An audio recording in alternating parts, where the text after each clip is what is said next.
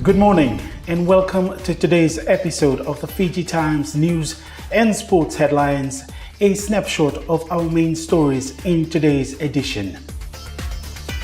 Leading the news today, the role, credibility and independence of the Fiji Human Rights and Anti-Discrimination Commission is being questioned by former Human Rights Commissioner and human rights activist Shamima Ali. Ms. Ali, who is also the coordinator for the Fiji Women's Crisis Center, claims the Commission has failed to comply with the guiding principles in the Paris Principles for National Human Rights Institutions. Meanwhile, Commission Director Ashwin Raj says as a public office funded by Fijians, it is only appropriate that the Fiji Human Rights and Anti-Discrimination Commission subjects itself to the highest level of scrutiny and respond to these concerns and claims in an open and transparent manner.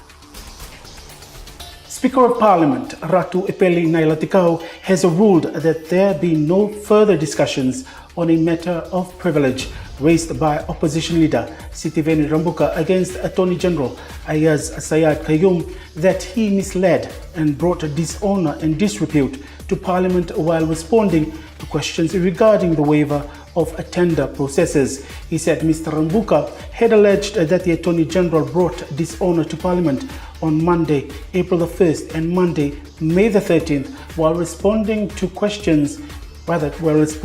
question and a supplementary question respectively, which were both asked by the leader of the opposition. Ratu Epeli in his ruling said it was pertinent to highlight that deliberately misleading Parliament was a serious matter and may be viewed as contempt of Parliament. Ratu Epeli ruled that there was no prima facie evidence that Mr. Sayed Qayyum deliberately misled Parliament or that he dishonor or disrepute the August House. And the recent heavy downpours of a prolonged period have caused significant damage to the road network. This is according to Transport Minister Chone Usamate. Speaking in Parliament this week, Mr. Usamate said despite this, the weather was not entirely responsible for the deteriorated condition of the network structures such as bridges. Mr. Usamate said FRA had undertaken past studies to acquire preliminary data required to develop and implement the robust asset management plan. He said a majority of the FRA 2018-2019 budget was targeted towards the renewal and replacement of existing road assets across the country with a total allocation of $74 million. Members of the lesbian, gay, bisexual, transgender, queer and intersex community took to the streets of Suva yesterday to celebrate International Day Against Homophobia, Transphobia and Biphobia. About 300 people in their colorful outfits were part of the march from the flea market to Ratu Sukuna Park. The theme of the event was justice and protection for all. Reigning Andy Senikau Nicole Naituku said the day had brought members of the community together to raise their voice on issues affecting them.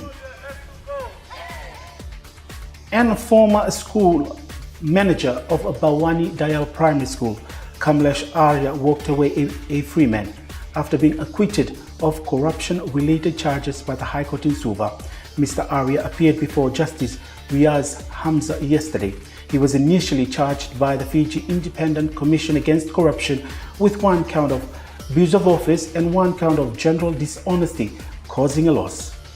Justice Hamza had earlier acquitted Mr. Arya the first count of abuse of office, stating that a prosecution had failed to provide any relevant or admissible evidence to establish the essential ingredient of the offense of abuse of office.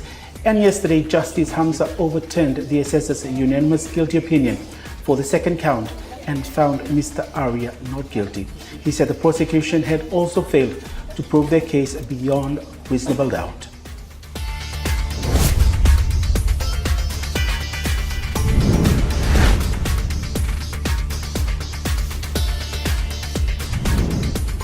And in sports, the Swaya shipping Fijian Latui coach Senirusi Servakula has named a powerful 23-member squad for the opening encounter in Global Rapid Rugby against Kangifa Samoa at Churchill Park in Lautoka this afternoon. Servakula has opted for an experienced squad with the Fiji Airways Flying Fijians players Eroni Mowi and Mesulame Ndolokoto leading the front row. Veteran forward and Fijian draw captain Moses Evoka has been given the nod to lead the side in the competition, which has a new rule concept. The competition includes a 9-point power try for the team making a break from within the 22-meter territory with rolling changes. The duration of the fixture has been reduced to 70 minutes. This while shipping Fijian Lotui faces Kangifa Samoa at 3:10 p.m. Tickets prices are $10 per pavilions and $5 for the embankment. Children under the age of 12 years will be allowed free of entry. This while shipping Fijian Lotui 23-member squad consists of Eroni Maui, Mesulami Ndolokota Luketangi, Penny Naulango, Nedhani Nawangandau, Moses Evoka, Vasikali Mundu, Timo Dindavu, Chone Manu, Tuindrake, Samson Wonre, Lepani Rayala, Avetenda Veta, John Stewart, Tria Wilangi, and Api Salome Wangatambu. The reserves are Tuvere Vungakoto, Choweli Vetayaki, Apisai Vatumbuli, Philemon Seru, Johnny Daya, Netaba Koroisau, Enele Tikotani, and Iferemi Tovilevu. The Navy Rugby Club received an extra boost in morale on the receiving of an estimated $10,000 worth of sporting merchandise from their sponsors, Fresh at International Limited, yesterday at Stanley Brown Naval Base in Wallo Bay. Commander of the Republic of the Fiji Navy, Captain Humphrey Tawake, in receiving the uniforms, applauded Freshette, saying it had come at an optimum time for the club ahead of its final rounds in the Suva Rugby Union's Escort Shield competition.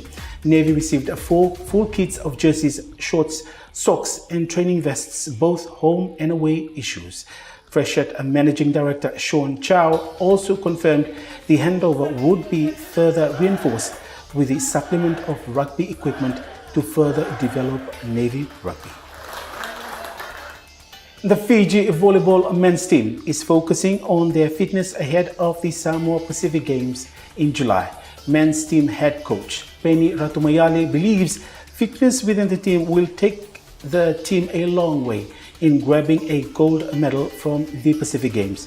The hopes are high for the team after winning the Oceania Volleyball Championship last year, beating New Zealand 3-1. Ratumayale said the team mostly consists of new players. For detailed reports of these stories and more, you will find in today's print and e-edition.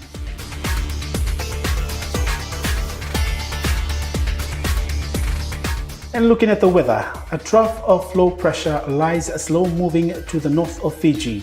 The trough is expected to drift south and affect the northern and eastern parts of the group from later today. The forecast to midnight tomorrow for the Fiji group is for brief showers over the eastern parts and interior of the larger islands, fine apart from possible isolated afternoon or evening showers elsewhere. Outlook for tomorrow: expect cloudy periods with some showers and isolated thunderstorms over the northern and eastern parts of the group, fine apart from isolated afternoon or evening showers elsewhere, and cool at night.